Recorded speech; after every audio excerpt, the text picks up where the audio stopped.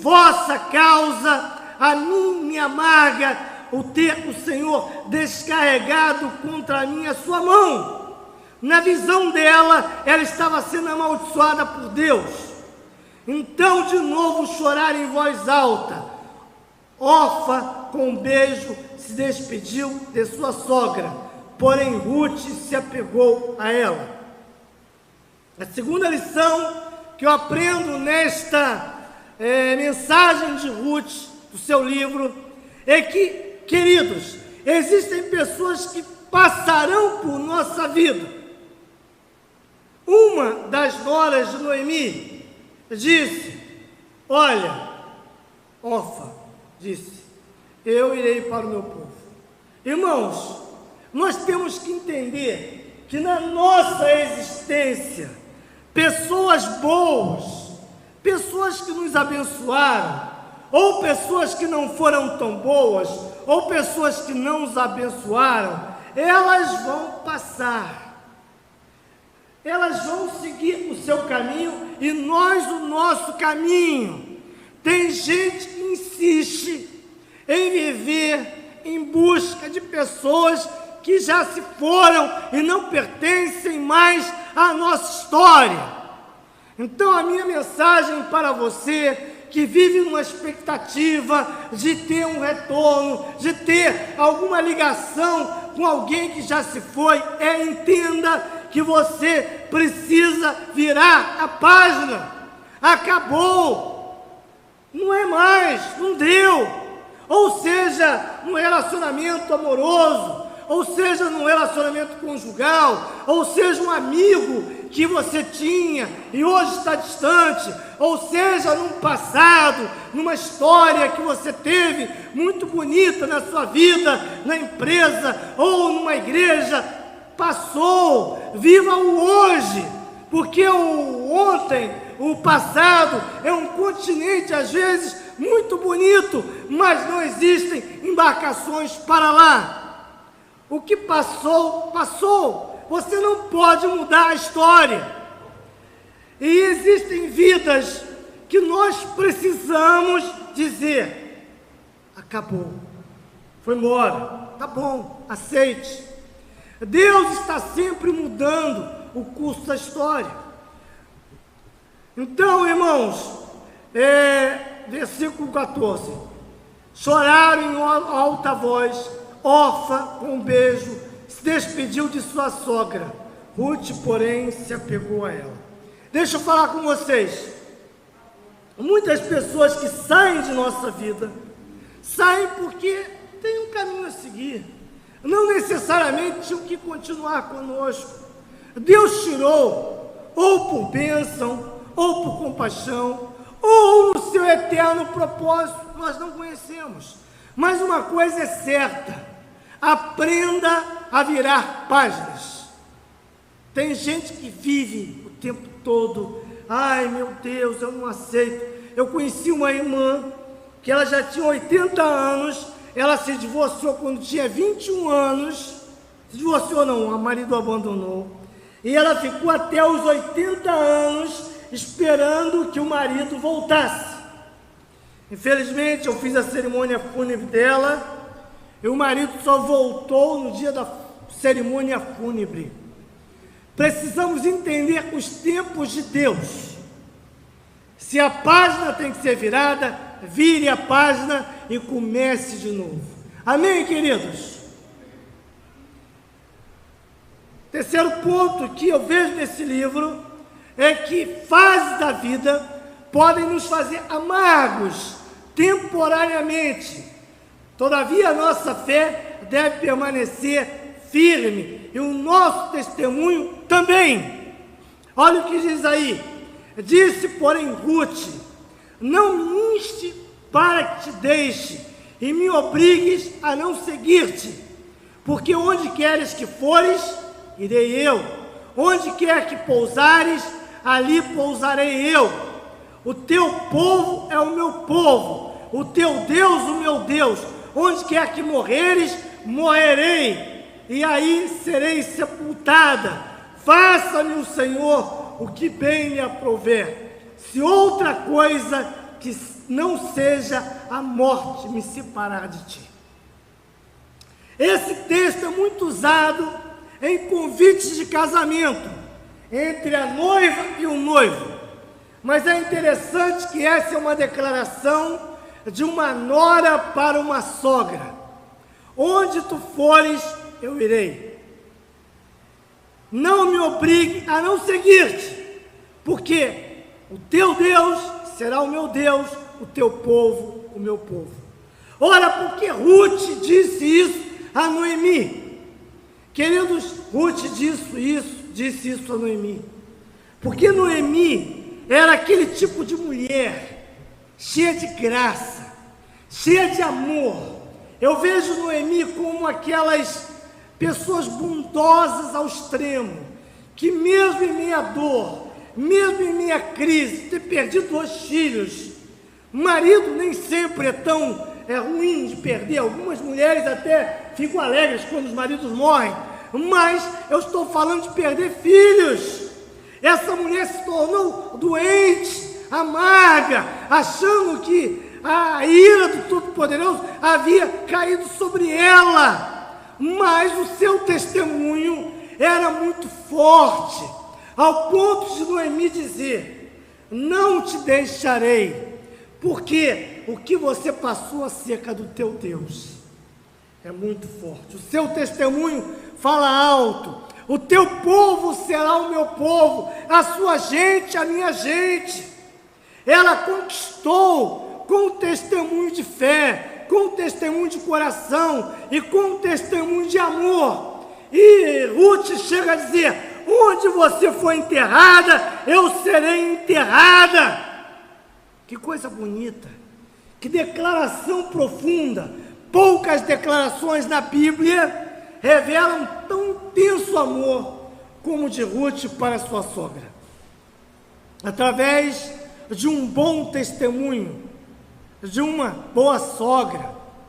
E eu gostaria que eu e você tivéssemos um testemunho tão grande que as pessoas olhassem para nós e, a exemplo do que foi falado aqui do discipulado, as pessoas dissessem: onde tu fores, eu irei. O teu Deus será o meu Deus, o teu povo, o meu povo, porque eu olho para você e vejo Cristo Jesus. Irmãos, quão bonito é isso! É algo que transcende a amizade, é algo que transcende a fraternidade, é algo que revela a amizade baseada no testemunho do sangue de Cristo. Tem um texto em Apocalipse que diz: bem-aventurado aqueles que agora morrem no Senhor e as suas obras o sigam. Irmãos, morreu ontem a esposa do pastor Daniel Lima, na igreja congregacional de Itaboraí. Já estava com a idade avançada, mas o testemunho que aquela mulher deixou para a igreja como esposa do pastor foi um testemunho inigualável de alguém que amava pessoas, não a instituição, mas a pessoas. E a igreja chorou muitíssimo, apesar dela já ser idosa, está com Alzheimer. De modo que fases da vida podem nos fazer amargos, mas não nos deixar amargos. Eu escrevi um texto ontem que eu falo sobre amargura. A amargura vem de um vocábulo latim que significa amarus, que vem do amarelo da bilis, que quando é despejado no estômago, se alguém já teve essa experiência de bilis no estômago, sabe como fica o estômago e a boca, completamente amargos, porque a amargura produz essa coisa horrível de amargor. Não deixe-se dominar pela amargura, não limpe o seu coração de qualquer bilis espiritual e seja uma pessoa livre, perdoadora, para abençoar em meio a crises. Então, a terceira questão que eu coloco desse texto: fases da vida podem nos fazer temporariamente amargos, mas a nossa fé deve permanecer firme no nosso testemunho também. Uma quarta coisa que eu gostaria de falar com os irmãos é: saiba retornar. Nunca esqueça de Belém, a casa do pão, a difícil arte do retorno. Irmãos, eu vou ler aqui o texto. Então, ambas se foram, até que chegaram a Belém. Sucedeu que, ao chegarem ali, toda a cidade se comoveu por causa delas. E as mulheres diziam: não é esta Noemi? Porém ela lhes dizia: não me chameis Noemi, chamai-me de Mara. Mara significa amarga, porque grande amargura tem me dado Todo-Poderoso. De Tós eu parti, porém o Senhor me fez voltar pobre. Por quê? Pois me chamarias Noemi, visto que o Senhor se manifestou contra mim e o Todo-Poderoso me tem afligido. Assim voltou Noemi da terra de Moabe, com Ruth, sua nora, a Moabita, e chegaram a Belém no princípio da cega da cevada. Então entenda, aprender a retornar é muito difícil. Aprender a voltar é muito complicado, sobretudo quando há falência. Irmãos, Noemi saiu certamente com expectativas. Eu vejo muito isso nas famílias que estão indo para Portugal, vendem tudo e vou agora começar um novo caminho. E depois dá tudo errado e voltam pobres, sem casa, sem o carro que tinham, e tem que encarar novamente a situação que estavam. Deixa eu falar para você: tenha nobreza em voltar, tenha nobreza em reconhecer que não deu certo. Volte em busca do pão. Casa do pão aqui é Belém. Elas voltaram para Belém. Mais à frente você vai entender o significado disso. É difícil a arte do retorno. Irmãos, muitas vezes voltar, ou para dizer que não deu certo, ou para dizer que estava errado, ou para dizer que tomou uma atitude errada, ou para dizer que alguma coisa não foi como você esperava, não é muito fácil. Não é fácil nem pedir perdão. Eu gostaria de saber aqui, quem tem facilidade em pedir perdão, levante a mão aí. Quem tem facilidade em pedir perdão? Opa, só uma, duas. Irmãos, pedir perdão é uma coisa muito importante. Saber voltar também, saber reconhecer o erro. Porque às vezes Deus nos faz alguma coisa sobrenatural, uma surpresa. E Deus é especialista em fazer surpresa. Quando eu saí da igreja da praia, eu fiquei um tempo sem lá, eu pedi para sair, e me convidaram para ir num culto matinal, num sábado. Não me disseram o motivo, eu fui. Falei: meu Deus, quem que vai me encontrar? Saí bem, mas eu não gostava mais de passar, porque fiquei um tempo muito saudoso. Chegando lá, era um culto festivo, a igreja estava me dando uma gratulação honorífica, e eu fiquei surpreso, porque eu pensei que aquilo nunca iria acontecer.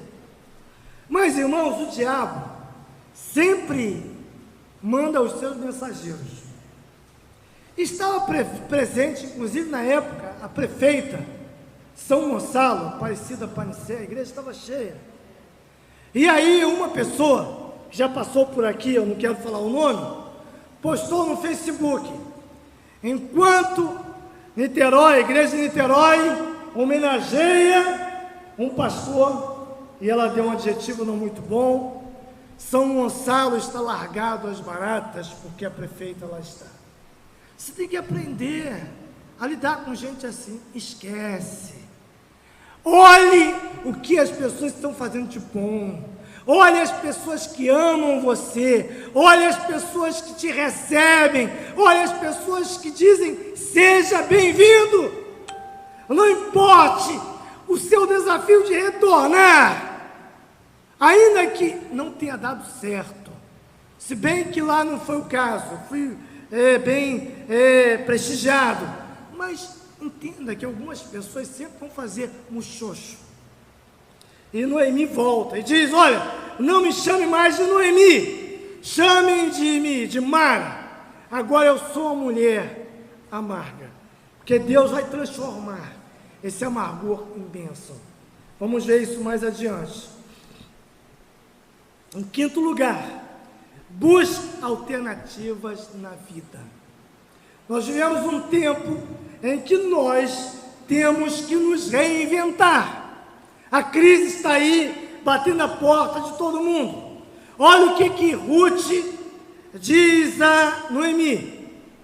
Ruth está lá, chegando, ela é moabita, ela é de terra estranha, e ela fala para sua sogra: olha, eu quero tentar a vida, eu não quero ficar aqui em casa, chorando, reclamando, sem ter o que comer.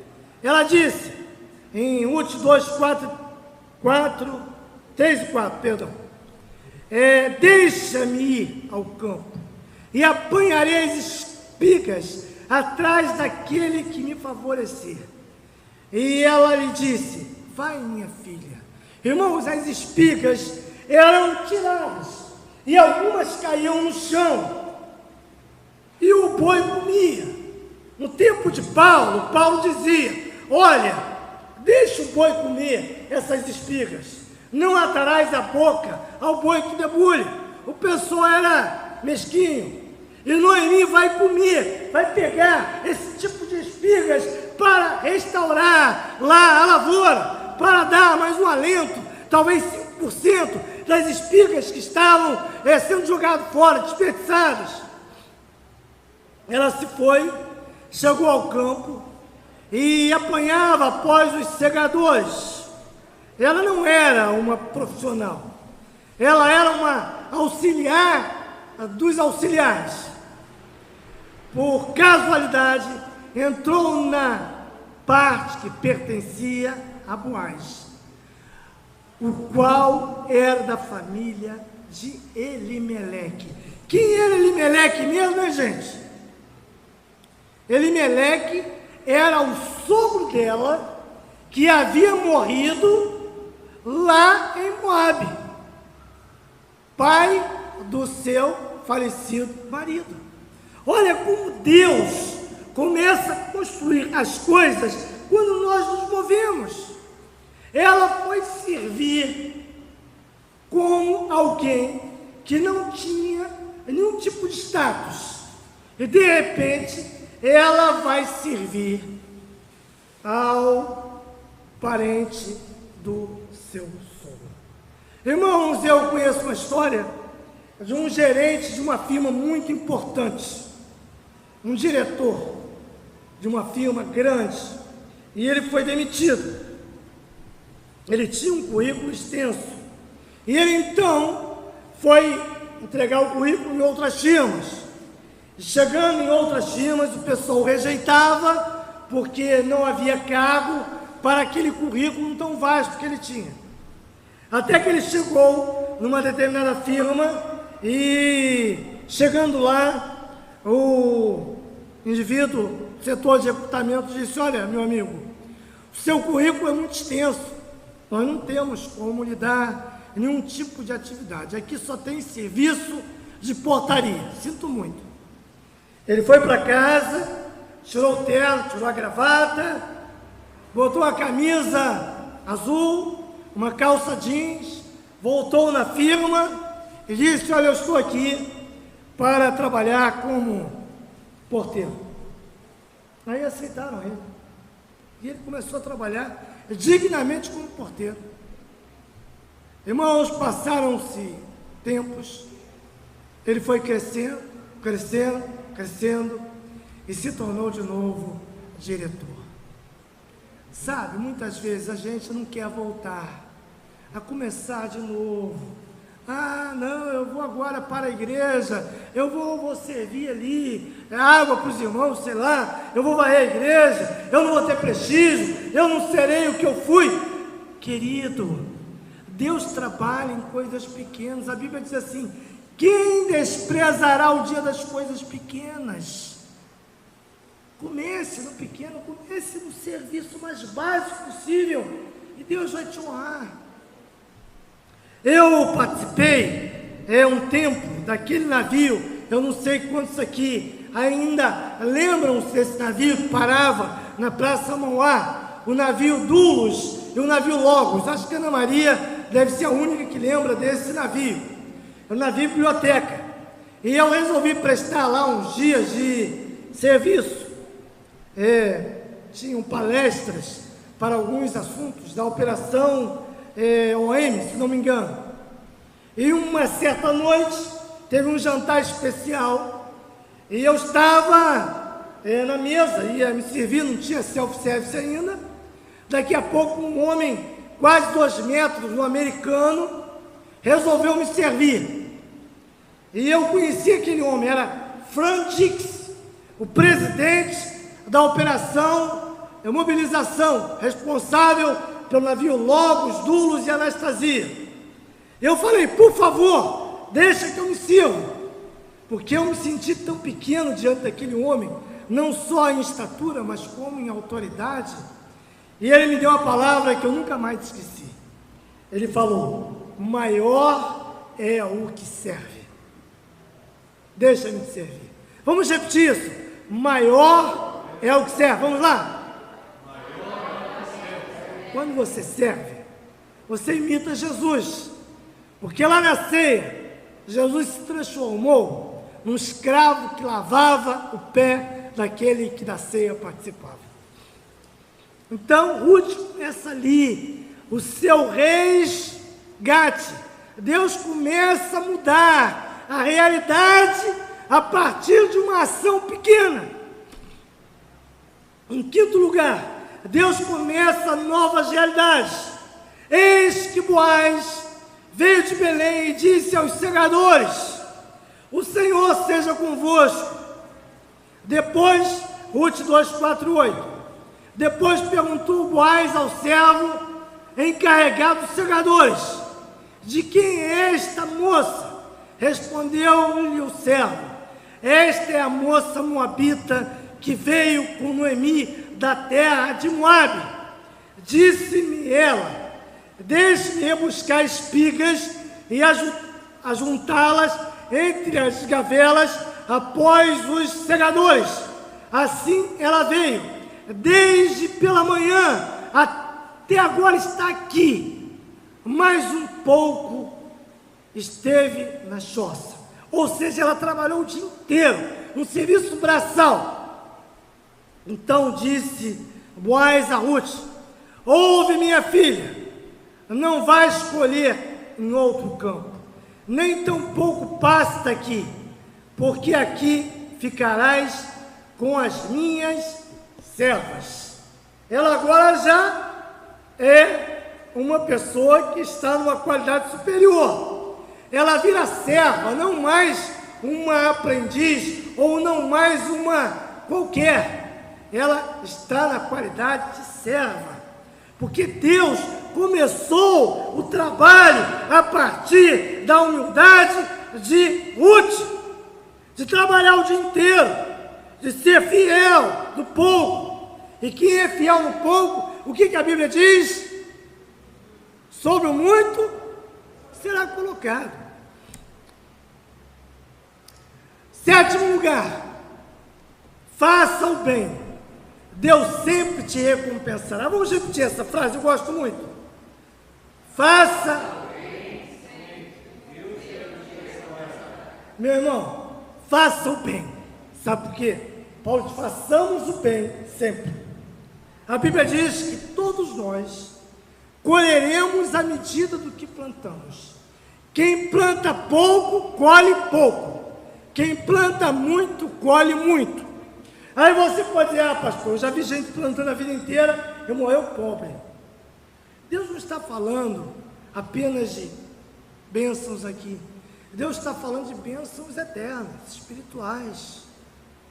A Bíblia diz em Coríntios 5 que cada um de nós teremos provado o que plantamos e o que produzimos. Uns serão como aqueles que ofereceram feno, serão queimados pelo fogo. Outros apresentarão madeira, também queimada facilmente. Outros apresentarão material como prata, outros material como ouro, mas você vai receber sua recompensa. E aqui na terra existe um princípio básico: quem planta feijão colhe o quê? Arroz. Planta feijão, colhe carne. Quem planta feijão, colhe feijão.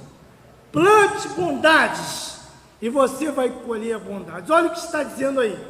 Então, ela, inclinando-se o rosto em terra, lhe disse: Boaz, como é que me favoreces e fazes caso de mim, sendo eu estrangeira? Respondeu-lhe Boaz e lhe disse: bem me contaram tudo quanto fizeste a tua sogra depois da morte do teu marido, e como deixaste a teu pai e a tua mãe, a terra onde nasceste, e vieste para o povo que dantes não conhecias. O Senhor retribua o teu feito, e seja cumprida a tua recompensa do Senhor, Deus Israel, sobre cujas asas vieste buscar refúgio. Irmãos, Ruth parecia ser uma anônima, mas quem conhecia a história dela? Segundo o texto aqui, Boaz disse: olha, eu conheço, eu sei quem é você, eu notei, eu soube da tua história. Você deixou o seu povo e veio amparar a sua sogra. Você foi benevolente depois da morte do seu marido. Você deixaste o teu pai, a tua mãe, a terra onde nasceste, e vieste para um povo que não era eu. Irmãos, quando nós fazemos coisas boas, nós somos reconhecidos. Quando você produz bênçãos, as pessoas olham para você e você deixa uma marca indelével por onde você passa. Porque Deus, diz assim a palavra: eu honro aos que me honrarei. Aqueles que me não honram, eu não os honrarei. Vale a pena ser bom, vale a pena ser uma pessoa que produz coisas por ato de generosidade. Vale a pena ofertar.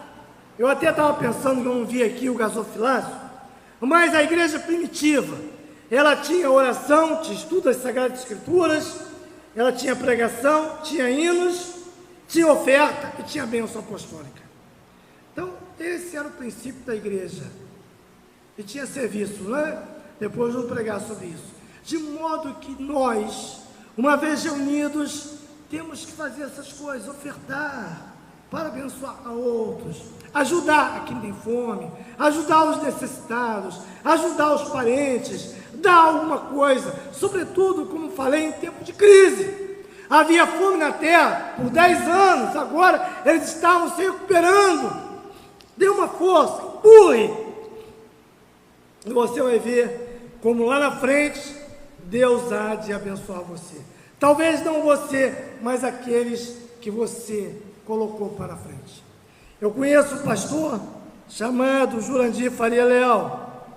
Irmãos, esse pastor é um homem de Deus que, se vocês o conhecerem, vocês vão ver, aquele homem faz diferença. Ele pode não ser um grande pregador, porque a única pregação dele é sobre missões. Alguns não gostam. Se ele for chamado para pregar aqui, ele vai mandar a igreja evangelizar e fazer missões. Mas o pastor Jurandir, ele ajuda todo mundo que pode, financeiramente, dando estímulo, dando empurrão, dizendo: vai, você pode, você é capaz. Irmãos, quantas vidas o pastor Jurandir Leal já marcou? Está hoje com 82 anos. Mas é um homem que soube empurrar, é um homem que soube colocar as pessoas para frente. Cuidado, afaste aquelas pessoas que dizem: não vai dar certo, não vai dar errado, não, isso não funciona.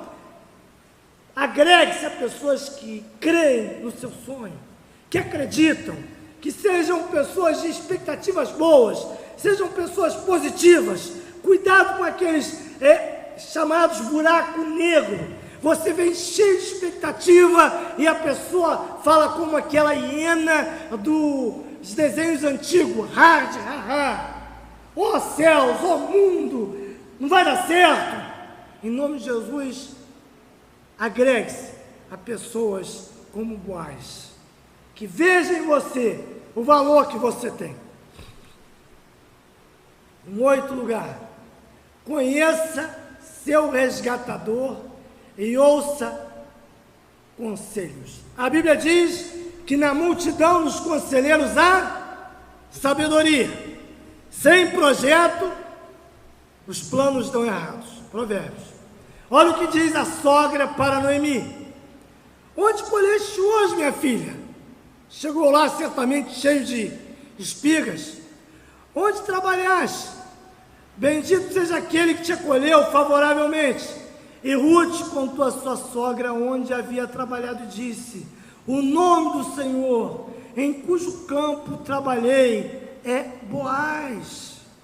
Então Noemi disse à sua nora: bendito seja ele do Senhor, e ainda que não tem deixado a sua benevolência, nem para com os vivos, nem para com os mortos, disse mais Noemi: esse homem é nosso parente chegado e um dentre os nossos resgatadores. Olha o que significa isso. Na lei mosaica existia a lei do leviterato. Que lei é essa?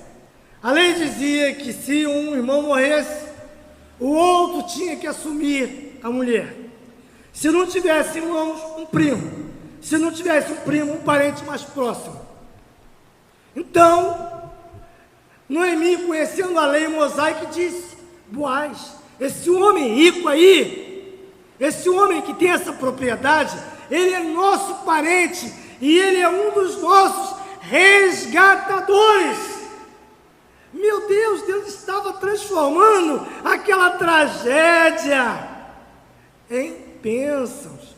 Está aí, a gente tem que observar onde estão os nossos resgatadores, onde estão aqueles que poderão nos estender a mão, que Deus constituiu na nossa vida para darmos as nossas mãos em tempos difíceis. Muitas vezes chega uma pessoa querendo nos ajudar, não precisa não, eu sei o caminho. Deus está dizendo: olha, cuidado, tem um resgatador aí, alguém que pode te ajudar, porque ele faz parte da família, projeto de Deus. A 9ª coisa que eu gostaria de falar é: seja honesto. Irmãos, eu penso que Noemi tinha uma nora muito bonita, não é? Ruth. E eu penso também que no projeto de Deus, Deus colocou Boaz, e no coração de Boaz um amor muito grande por Ruth. Ele queria resgatá-la em todos os sentidos. E a velha Ruth, perdoe minha expressão velha, mas experiente, disse: depois que vocês lerem o livro, olha, quando ele dormir, deite do lado dele, e quando ele acordar, ele vai ver você, ele vai te achar a pessoa mais linda do mundo. Ela seguiu as recomendações de Noemi e Boaz acordou apaixonado. Oh, que mulher linda! Não é? Um homem apaixonado faz qualquer coisa, não é? Não é isso? Quando a gente está apaixonado, a gente se vira nos 30, como existe o ditado. Mas existia um resgatador que antecedia Boaz. Boaz, então, agiu com honestidade. Ele procurou esse resgatador, e diz o texto bíblico, na presença de todos na praça, onde as pessoas daquela época colocavam os sapatos, num gesto de simbolismo e aliança, e fala o seguinte para esse resgatador: principal. Resolvi, pois, informar-te disso e disse: compra na presença destes que estão sentados aqui e na do meu povo. Se queres resgatá-la, resgata, está falando da sogra. Se não, declara-me para que eu saiba, por outro, não há senão tu que a resgate. Ou seja, você é o principal. E eu depois de ti. Respondeu ele: eu a resgatarei. Resgatarei quem? A sogra. E os bens da sogra. Disse, porém, Boaz: no dia em que a tomares, a terra da mão de Noemi, também tomarás da mão de Ruth, a moabita, já viúva, para suscitar o nome do esposo falecido sobre a herança dele. Então disse o resgatador: para mim não a poderei resgatar, para que não, opa, perdão, irmãos, para que não suscitar o nome do esposo falecido sobre a herança dela. Então disse o resgatador: para mim não a poderei resgatar, para que não prejudique a minha esposa, certamente, né? Redime tu, que me cumprirei resgatar, porque eu não poderei fazê-lo. Ele foi honesto. O que eu quero dizer com isso? Ele buscou a pessoa que tinha direito e disse: olha, tem lá tudo. O patrimônio de Noemi, que ficou aqui, Noemi, e tem também a nora dela, tem tudo. E ele disse: não, mulher eu não quero não, já tem a minha, já basta. Então dispensou tudo. Então ele ficou feliz e resgatou Noemi e a transformou em esposa. Ou seja, quando você é honesto, Deus abençoa você. Jesus disse que a nossa honestidade deve começar incluindo as palavras. Seja o vosso sim, o quê? Talvez, mais ou menos. É por aí. Não, o que Jesus diz? Seja o vosso sim, sim. E o vosso não, não. Eu tenho que ser honesto. Eu tenho que ser uma pessoa de palavra. Se eu marquei 10 horas, eu tenho que chegar aqui horas? 11 horas? Oi? 10 horas. Se eu marquei de dar, eu tenho que dar. Se eu prometi, eu tenho que cumprir. Irmãos, nós vivemos numa sociedade que é assim, olha, eu enviei uma carta para você, recebeu? A outro diz: recebi. Nem o que enviou, enviou, nem o que disse que recebeu, recebeu. Nós vivemos numa sociedade de mentira. Uma sociedade onde as pessoas aprenderam a conviver com a mentira. Uma sociedade onde na Black Friday geralmente aumenta-se o preço no dia anterior da venda promocional para no dia seguinte, no dia da venda, botar o preço normal. Ou seja, a nossa sociedade é uma sociedade extremamente mentirosa. Temos que ter cuidado com isso, temos que ser honestos. O crente tem que ser honesto diante de Deus, diante dos irmãos, diante da sociedade, diante do trabalho, diante de tudo. Ele tem que ser, como Paulo diz, a carta aberta. Vós sois a carta aberta de Cristo. Carta aberta de Cristo não pode ter mentira. 10º lugar, indo para o final, a redenção sempre vem ao final. Assim tomou Boaz a Ruth, casou com ela, né? E passou a ser sua mulher, coabitou com ela. Coabitar é ter vida conjugal. E o Senhor lhe concedeu que concebesse, teve um filho. Então as mulheres disseram a Noemi: seja o Senhor bendito, que não deixou hoje de te dar um neto, que será teu resgatador, e seja afamado em Israel o nome deste, e ele será restaurador da tua vida e consolador da tua velhice, pois tua nora que te ama a deu à luz a ela te é melhor do que 7 filhos. Irmãos, e Noemi toma a criança no colo e diz: é meu filho. Deixa eu falar com você uma coisa. Para quem não é vovô ainda, eu falei esses dias, eu comentei com algumas pessoas, que o melhor beijo que existe é beijo de neto. Um beijo com açúcar. Eu tive o privilégio de receber o beijo da minha netinha e foi uma coisa sublime.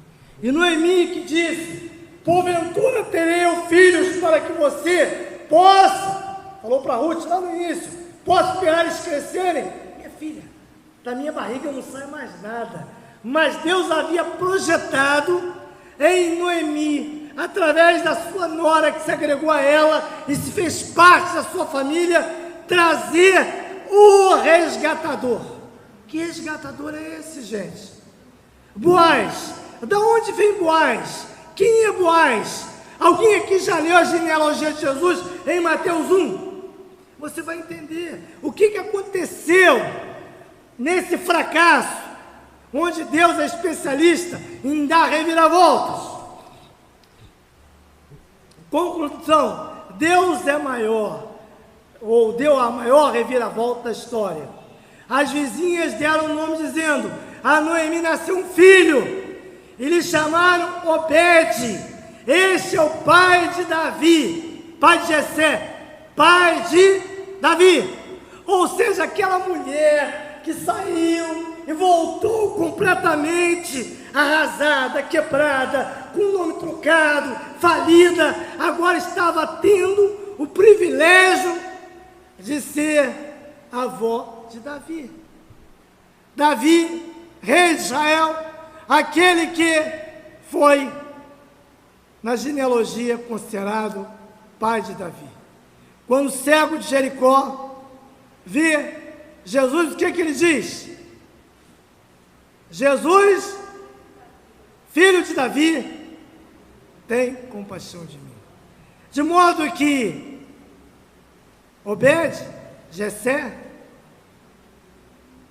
pai de Davi, e Davi entraram na história. Entraram na história porque Deus mudou a história de Noemi. E aí, para onde Noemi voltou mesmo, hein? Para Belém, para a casa do pão. É uma cidade pequenininha, gente. Até hoje continua sendo uma cidade pequenininha de pastores. Olha o que diz a Bíblia, em Miqueias 5:2. E tu, Belém Efrata, pequena demais para figurar como grupo de milhares de Judá, de ti me sairá o que há de reinar em Israel, e cujas origens são desde os tempos antigos, desde os dias da eternidade. O querido, que eu estou dizendo é o seguinte: quando Noemi perdeu tudo, perdeu o marido, perdeu filhos, Deus já estava projetando nela o resgatador, não só dela, mas como nosso resgatador, o Filho de Deus, o Messias. E o nome de Noemi, o nome de Ruth, até hoje é celebrado pelos judeus, porque eles sabem que ela foi a precursora, aquela que gestou espiritualmente, através do seu retorno, através do seu fracasso, através da sua humilhação, a figura daquele que ia tirar os homens da humilhação eterna para a virtude da vida eterna. O povo que andava na região das trevas da luz, a luz raiou. Portanto, queridos, muitas vezes nós achamos que um fracasso momentâneo é motivo de desgraça. Não. Deus sempre vê mais adiante. Nós queremos ver o aqui e agora. Eu gostaria que você pensasse agora nos seus filhos, ou naqueles que vão ter. Que você pensasse nos seus netos, que você pensasse nos seus bisnetos, que você pensasse na sua geração e dissesse: Deus abençoe-os, mesmo que eles não existem, porque na eternidade Deus já os separou. Abençoe os meus netos, abençoe os meus bisnetos, para esse mundo que vem aqui, abençoe meu filho, Abençoe onde quer que esteja. Sabe por quê? Deus é capaz de, em qualquer circunstância, transformar e trazer em reviravolta tudo aquilo que a gente acha que se perdeu. Sabe por quê? Para Deus não há caos. O que existia no Gênesis? No princípio, criou Deus os céus e a terra. E a terra era o quê? Sem forma e vazia. O vocábulo hebraico, a terra era um caos. E Deus transformou o caos em vida. Vamos ficar de pé. E vamos orar. Deus é especialista em reviravoltas. Deus pode mudar a sua vida, sua situação. Deus pode mudar a realidade dessa igreja. Deus pode mudar tudo. E Deus pode começar já hoje abençoando os seus filhinhos. Eu vou contar uma coisa aqui, talvez você não saiba. Quem é mãe de filhas, na verdade é mãe e avó. Quem é mãe de filhas aí? Andréia. Sabia que o filho da sua filha, ou melhor, a filha da sua filha, quando gestou, herdou, porque foi formado em você, os óvulos que ela tem, porque a mulher já nasce com os óvulos formados. Então, são os nossos, filhos são nossos. Herança do Senhor são os filhos, fruto do seu amor e ao nosso galardão. Vamos orar, então, pelos nossos, os que estão perto, os que estão longe, os que hão de vir. Orar pela igreja e orar pela nossa vida, para que Deus transforme tudo em reviravolta. E da tragédia saia a vida que ilumina o mundo. Vou chamar a Ana Maria aqui para orar. Eu vou pedir que ela tire a máscara para orar. Vou limpar aqui.